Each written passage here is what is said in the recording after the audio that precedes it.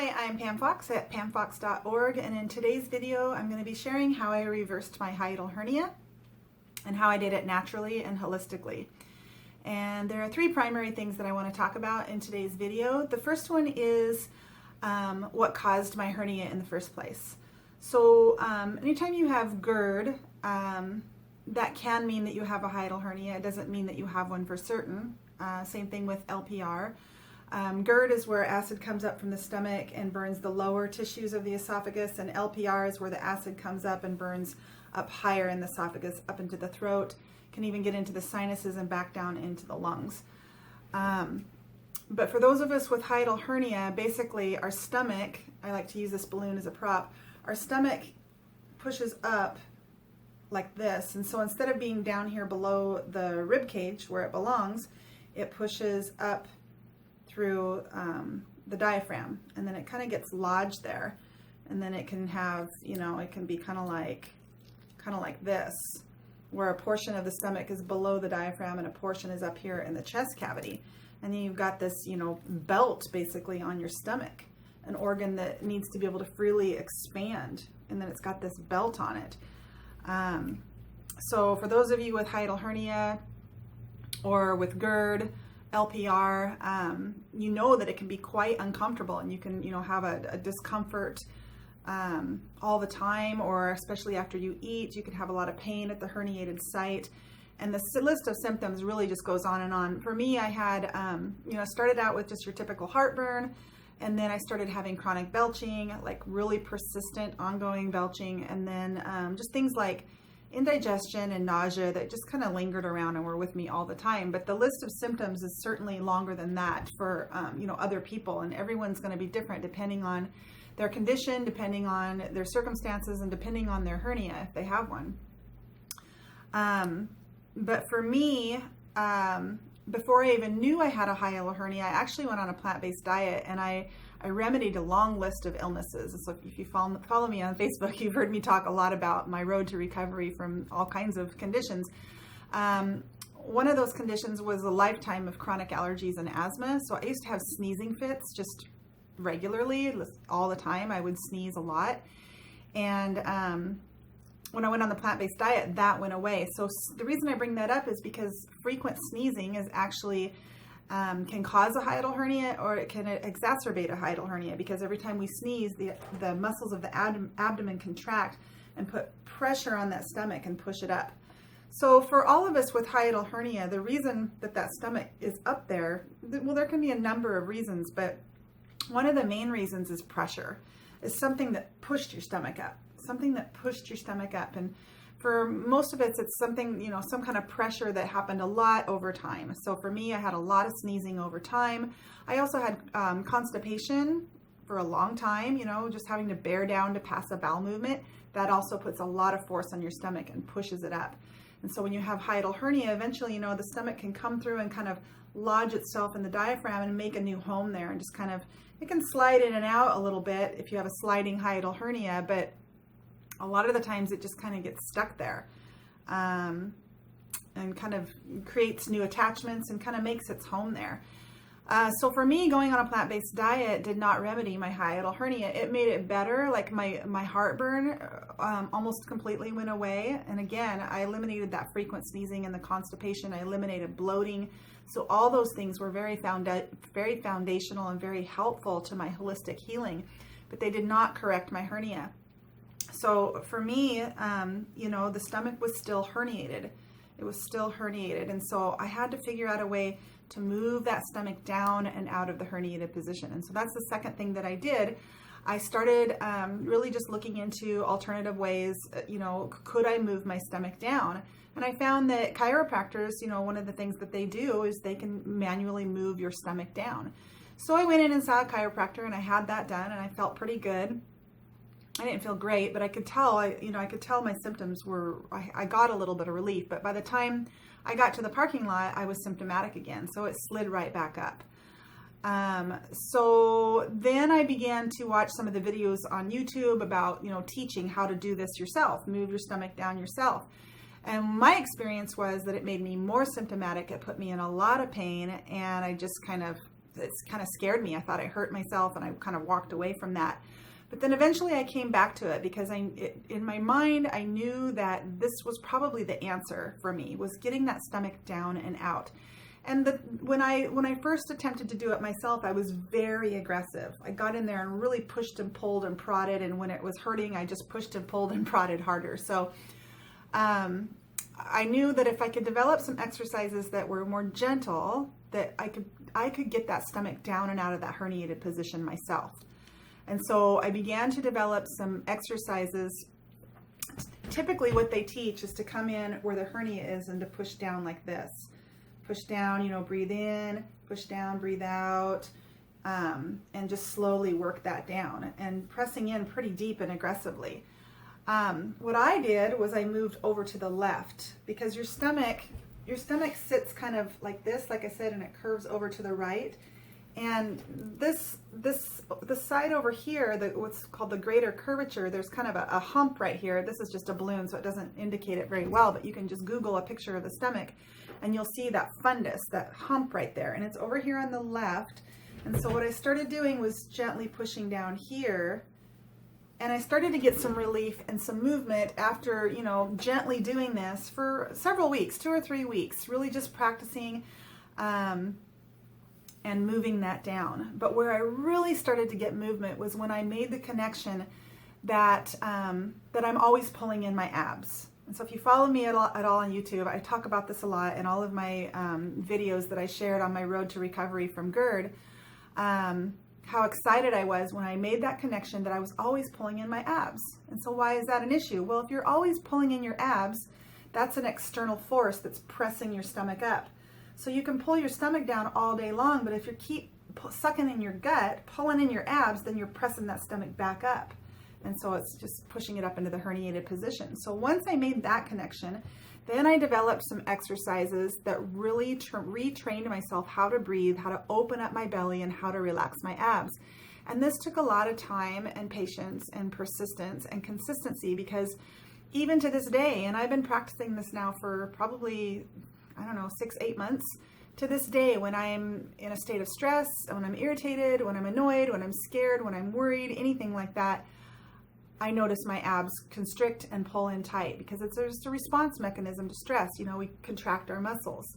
And a lot of us don't even realize that we're doing it, that we're pulling in those abs. And so for those of us with hiatal hernia or GERD or LPR, that's one thing that you can really take a look at, is like, what are your stomach muscles doing? Are they relaxed or are they pulled in tight? So for some people that I've helped simply doing this one thing, learning how to breathe into the belly and practice, like maybe a daily meditative practice where you're breathing into the belly, expanding the abdomen, opening up the belly, just gives the stomach room to move down on its own. For most people, it takes time. It takes time to, like I said before, that stomach, when it comes up and finds its new home, it creates new attachments there. There's a lining or a membrane known as the peritoneum, but we can move that down and we can stretch that connective tissue. It's just a thin film that holds all of our organs in place in our abdominal cavity. So that was the second thing, was learning how to effectively move my stomach down, combined with opening up the belly by learning, deep abdominal breathing. So I developed exercises to do all of those, and then I practiced them daily. So I was able to get to the point where I could remedy my symptoms just like that. In seconds, I could get relief from my symptoms by doing the exercises that I developed. The problem, though, became that I didn't want to have symptoms anymore. I just wanted to be perfectly normal and not have that stomach sliding in and out of the herniated position every time I ate a trigger food or drank a cup of coffee or got stressed out.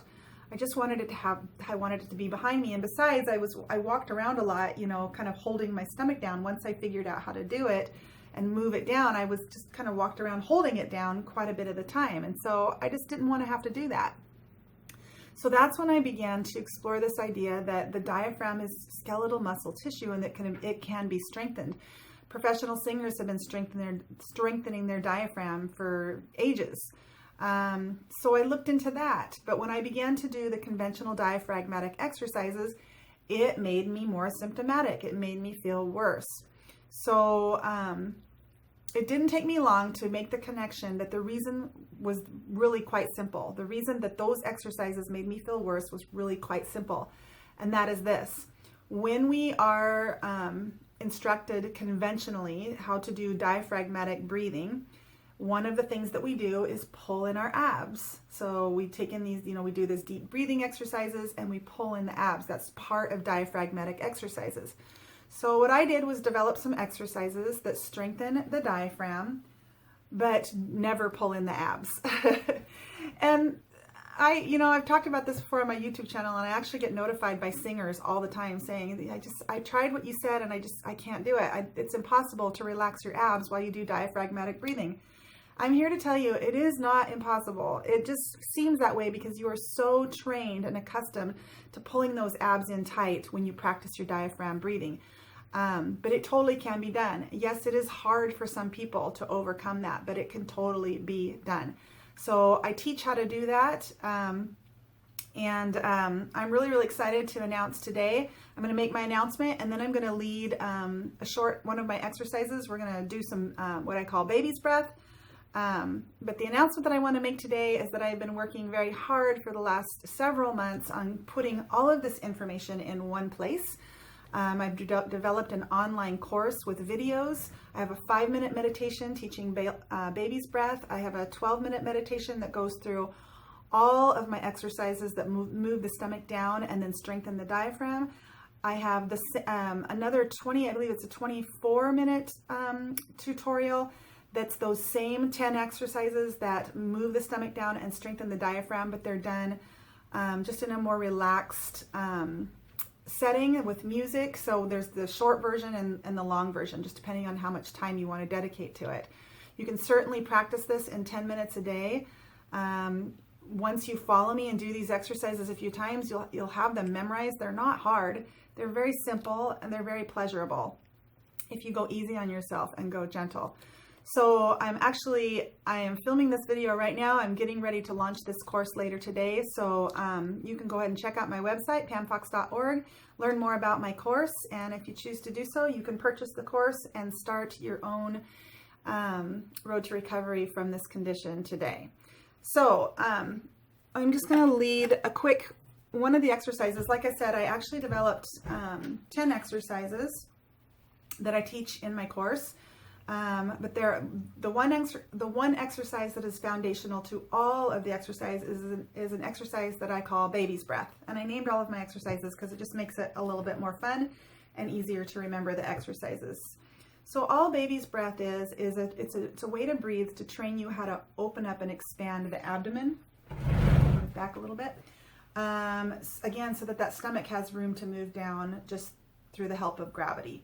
And for most people, this isn't going to happen in one exercise session. It takes time and commitment and consistency. It took me several weeks to really begin to notice that my abdomen was opening up and to really become trained to open it up throughout the day, whether I was going for a walk, whether I was sitting in my car, whether I was at my desk at work, whether I was brushing my teeth, washing dishes. I really started to be aware that my abs would tense up. They would tense up for no apparent reason.